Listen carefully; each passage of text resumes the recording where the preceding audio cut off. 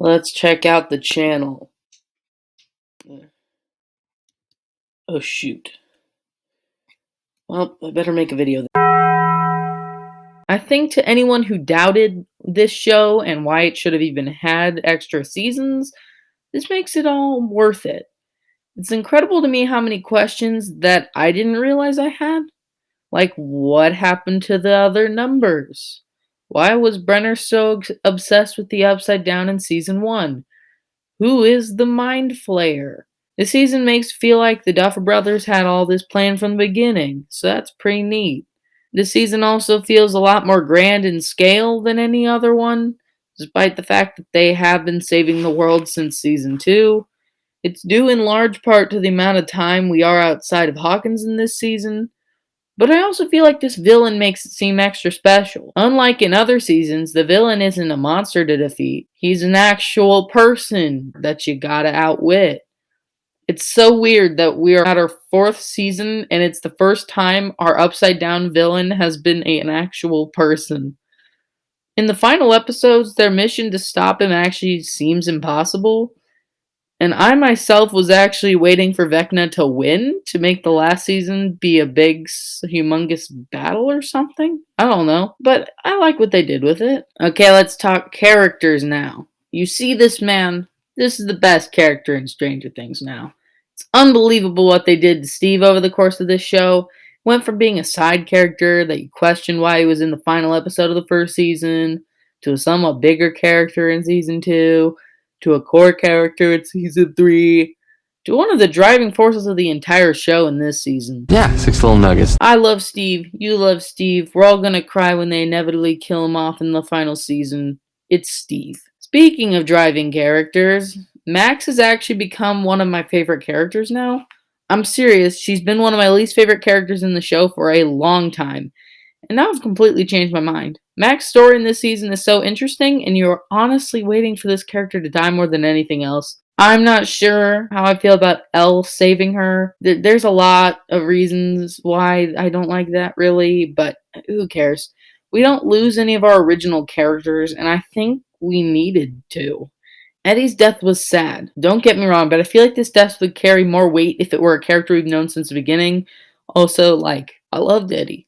Why'd they get rid of him after 1 season? Oh, I hate you. Hopper is still Hopper. You just want everything to work out for the poor guy. I think Lucas was interesting for the first time since season 2. Yes, it is because of Max, but he's still interesting nonetheless. These last 2 episodes also got me back on board for Nancy, Robin, and Dustin. Nancy, she lost me last season. I was already kind of done with Nancy. But Robin and Justin were slowly starting to get on my nerves over this past season. They were still fun and enjoyable, but it kind of felt like they were there for no reason. But the last 2 episodes brought me back. Nancy started being awesome again, and Robin and Dustin finally felt like they had things to fight for. Mike, he's still not a good actor. Finn Wolfhard can't act. Sorry, guys. 11 is a character that I'm conflicted on. I feel like sometimes her naivety gets very annoying, but I do like how the loss of her powers makes her doubt her abilities and makes a neat little story. I think she talks too much. She just does. She talks and cries just too much. She needs to shut up sometimes.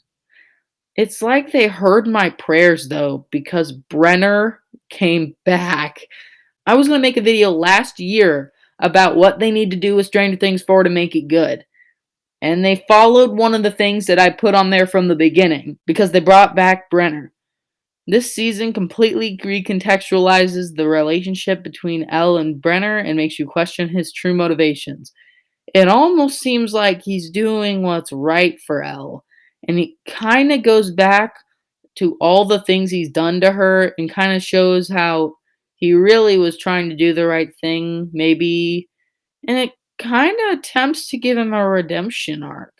I knew from the first episode that Jonathan was going to be pointless in this season. I mean, he's high and he's got some stupid will they won't they thing going with Nancy. He's not with it at all this season. Will. Why is Will here? He literally does nothing but ride along. I guess he's gay for Mike, but nobody cares because we don't care about Will. Yes, you can call me homophobic all you want, but guess what? Just like any other relationship in any other show, it doesn't matter if you don't care about the characters. Mike and Will, I don't really like either of them at this point. And Will also really hasn't had a stake in the plot since season 2, so can we kill him? Like, could we have killed him? Was there a version of the ending where he dies? I'd be okay with that. Anyway, there's also some great new characters. We've got Argyle, and he's Argyle. What am I supposed to say? There's Eddie, who I found so much fun. Why did they kill him? He added some actual manic energy to this group that we just haven't even had yet. Was the last episode too long? Yes. Were there too many flashbacks? Yes, yes, yes. Do we need to stop the monologuing? Yes. Obviously, the next season is going to be very, very, very different from the rest of them. It will 99% be, we gotta stop the end of the world. But all in all, this is a pretty good season of Stranger Things. Go watch it, I guess, maybe. I don't know. You ain't nothing but To preface this, there are many valid reasons to not like this movie. If you don't like Elvis music, and especially if you don't like 50s music in general, you won't like this. If you don't enjoy the style of this movie, you won't like this. If you came in wanting the life and times of Elvis Presley, you might not like this. And if for some twisted reason you think that Colonel Tom Parker was an upstanding guy, just don't bother watching anything revolving around this movie. But I loved it, so screw you guys. Everything you've heard about Austin Butler's performance is true. He's phenomenal. He is so much fun to watch. This is the type of performance that launches a career. If I didn't know the Academy was stupid and had the attention span of a 6-year-old, I would think Austin Butler would get a Best Actor nomination, but it came out too early in the year. So that kind of sucks. The energy, the flair, the sheer Elvisness is worth going to theaters just to see this man light it up. Tom Hanks did a pretty nice job. He obviously gets shown up by Austin Butler, but I think he did what he needed to. Despite the fact that the Colonel's telling the story, from the beginning you get the sense that this guy's twisted. This movie spends the first 2 hours keeping the Colonel's motivation pretty vague, and I didn't get used to the accent either. But I almost think it's intentional. I almost feel like Hanks made the accent really weird so that the audience never really is able to sit with this guy. The style of this movie, at least to me, works. It's exhausting. By the end of the film, you feel like you've actually gone through Elvis's entire life. It cuts extremely quickly, and probably the longest shot in the movie, being maybe 4 seconds. The camera at times will zoom around really quickly, but it's supposed to be energetic, and it meshes with the fact that this is a movie about Elvis. Now, the movie isn't directly centered on Elvis. It's not just a movie about Elvis's life like some of the other biopics have been. It's really more about the relationship between Elvis and Colonel Porker. The movie skims over some of the large parts of his career, like when he went into the movie business and when he went overseas to Germany, but it's not really the point of the movie. The point of the movie is to show his relationship and how it grew and eventually collapsed, so it works. My one criticism of this movie is there was a scene where Elvis and Priscilla put a song on the record player to dance to, and it plays a modern cover. That takes you so far out of the movie. I can handle that Master of Puppets came out 3 months after the canonical season 4 of Stranger Things, because at least it's like the same year and it, makes sense. This is so obviously a modern song played on a record player that you can't help but notice. Modern covers of older music rarely works, especially Elvis music. Only non-Elvis fans want to hear a Doja Cat song right after an Elvis rendition of Sprach Zarathustra and Hallelujah. There's all these weird Billie Eilish-esque versions of Elvis songs.